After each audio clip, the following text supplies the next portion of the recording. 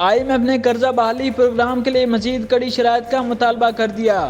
لگتا ہے کہ IMF پاکستان کو قرضہ دینے کا ارادہ ختم کر چکا ہے، کیونکہ اب اس کی طرف سے ایک اور کڑی شرط کا مطالبہ آ گیا ہے۔ تفصیلات کے مطابق بین الاقوامی مالیاتی ادارے IMF نے پاکستان سے کہا ہے کہ وہ سعودی عرب، متحدہ عرب امارات، قطر اور کثیر الجہتی کریڈیٹرز کی جانب سے 6 ارب سے 7 ارب ڈالرز کی بیرونی فنانسنگ کی توثیق حاصل کرے تاکہ جون 2023 تک کا خلا پر کیا جا سکے۔ اس بیرونی سرمایہ کاری کی یقین دہانی کے بغیر IMF پروگرام کی پائیداری کی ضمانت نہیں دی جا سکتی۔